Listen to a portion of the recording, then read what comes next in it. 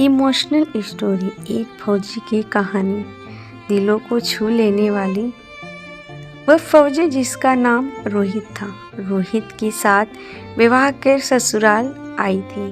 रानी कुछ दिन की छुट्टी मिली थी रोहित को। रोहित जानता था कि छुट्टी खत्म होने के बाद कई महीने विरह की आग में जलना पड़ेगा, उसे भी और उसकी पत्नी रानी को भी। लेकिन विरह की घड़ी कुछ ज़्यादा ही जल्दी आ गई थी। छुट्टियां रद्द कर दी गई। कारगिल में जंग शुरू हो चुकी थी। 10 दिन पहले ही आने का बुलावा आ गया था। रोहित की पत्नी के चेहरे पर मायूसी साफ दिखाई दे रही थी। उसकी नैनों की चंचलता खो गई थी। भरे सागर जैसी गहरी आंखों से पानी बस बांध तोड़कर बहने को तैयार था। रोहित ने अपनी पत्नी को अलविदा किया और बोला, रोहित से विवाह किया है, तुमने तो मन को मजबूत हो करना ही पड़ेगा। बस तेरा पति ही नहीं हूँ, अपनी प्लाटून का सिपाही और भारत माँ का बेटा भी हूँ। आंसू मत बहाना, क्योंकि जब फौजियों की बीवियों की आंखों से आंसू बहते हैं तो वह देश के देश उजड़ जाते हैं। उसकी पत्नी अपनी मनों को नियंत्रित करते हुए कहा, जानती हूँ ज़्यादा हक तो माँ और प्लाटून की ही है, आप पर यह जुदाई तो सहना ही पड़ेगा। रोहित ने बाहों को कसाव मजबूत करते हुए कहा, कैसी बात कर रही है, सबकी मांगों का सिंदूर सलामत रहे। भैया दूज पर किसी बहन की आंखों में आंसू ना हो और वह पर हर माँ खुशी से व्रत रखे। बस इसीलिए ही तो फौजी सीमा पर खड़ा होता है। रोहित की पत्नी रानी के चेहरे पर एक मुस्कान फैल गई और वो बोली, जानती हूँ और इसका भी मान भी है रोहित, आगे भी मान रखूंगी मैं। रोहित ने अपनी आंखों में याचना के भाव लाते हुए कहा, कल जब मैं जाऊं तो तुम मुझे दुल्हन की तरह सजकर विदा करना। वैसे भी अभी तो तुम नई नवेली दुल्हन ही हो। उसकी पत्नी रानी मुस्कुराहट में प्रेम से भरी स्वीकृति थी। रोहित को विदा करने के लिए उसकी पत्नी ने 16 श्रृंगार किए। आज वह उस दिन से भी ज़्यादा सुंदर लग रही थी जब वह दुल्हन बनकर फेरों की वेदी पर आई थी। फौजी रोहित चुटकुली ली, मुझे नहीं पता था आप श्रृंगार भी इतने माहिर हो।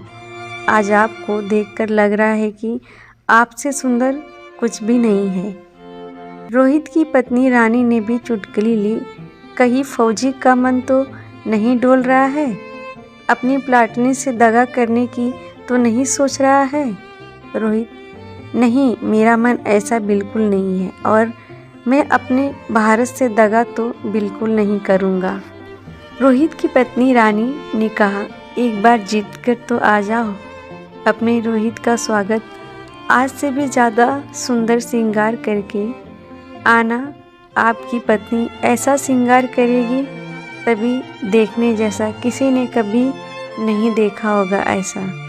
रोहित ने आश्चर्य से कहा, इससे भी ज़्यादा सुंदर हो सकता है कुछ? रोहित की पत्नी रानी ने कहा, जीत कर वापस आना और खुद ही देख लेना।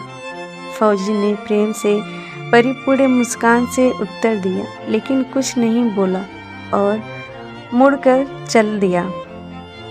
रोहित की पत्नी रानी ने अभिमान के साथ कहा, जीत कर ही आना रोहित, और अपने पति को सलामी देते हुए विदा की। रोहित रुका और बिना उसकी तरफ देखे कहा, हाँ, जीत कर ही आऊँगा। बस ये नहीं कह सकता कि मैं आपको आगे बढ़कर गले से लगाऊंगा या तू मुझे आगे बढ़कर गले लगाओगी। इतना कहकर रोहित चल दिया। रोहित की पत्नी रानी ने उत्तर दिया, जीतकर आए तो आपकी कसम सारी लोक लाज भूलकर आपको गले से लगा लूँगी। आपकी पत्नी रोहित ने चलते चलते ही हाथ हिलाकर अभिवादन किया। युद्ध चरम पर था। पता नहीं कितने घरों के चिराग अपनी आहुति दे रहे थे। इस आग में उस फौजी रोहित ने भी अपना धर्म निभाया। जो भी शत्रु उसके सामने आया वो धारशय हो गया। जितने घाव रोहित के शरीर पर बने थे उसका रूप उतना ही विकराल हो जाता था। काल प्रतीक्षा कर रहा उसकी पूर्ण हेतु कि इस राष्ट्र आग में, लेकिन शायद उसके विकराल स्वरूप को देखकर काल भी ठिठक गया और जब तक उस रोहित ने मोर्चा न जीत लिया काल भी उसके निकट नहीं आया। रोहित अपने प्राणों को त्याग कर चुका था। उसका चेहरा तेजमय था। रोहित का मृत्यु शरीर उसके घर लाया। ऐसा कोई नहीं था जिसके नेत्रों से आंसुधारा न बह रही हो। पूरे गांव को गर्व था रोहित के वीरता पर। पीढ़ियों तक उसकी वीरता के किस्से गांव का मान बढ़ाएगा। रोहित की पत्नी रानी आई और कपड़ा हटाकर रोहित का चेहरा देखा। चेहरे पर कुछ लगा था। उसने उसे हटाया और दोनों हाथों से बलैयां लेते हुए बोली, कितनी सजती है वर्दी मेरे फौजी रोहित पर, किसी की नज़र ना लगे। फिर उसने रोहित के शरीर को अपनी बाहों में ले लिया। तभी एक हवा का झोंका आया और उसके कानों में फौजी रोहित की आवाज़ सुनाई दी, एक वादा तो निभा दिया पर दूसरा नहीं निभाया तुमने। बोल रही थी ऐसा श्रृंगार करूँगी जैसा किसी ने ना किया होगा, लेकिन तुमने तो लाली लगाई ही नहीं, सिंदूर भी नहीं लगाया।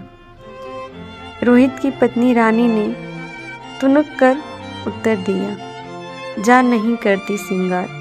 रोहित अकेला छोड़ गए ना मुझे, बस माँ से ही प्यार था आपको।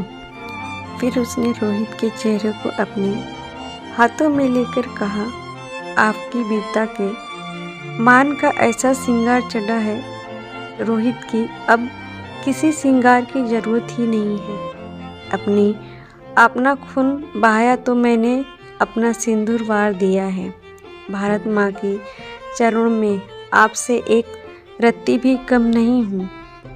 भारत माँ से मेरा प्यार। रोहित की पत्नी रानी के चेहरे पर स्वाभिमान का तेज बिखर रहा था। एक भी आंसू नहीं था उसकी आंखों में। वह सौंदर्य की प्रतिमा लग रही थी। प्रीति और कामदेव भी ऐसा श्रृंगार नहीं कर सकते जैसा श्रृंगार उसकी फौजी की प्रति उसके प्रेम के अभिमान ने किया था। जय हिंद, वंदे मातरम।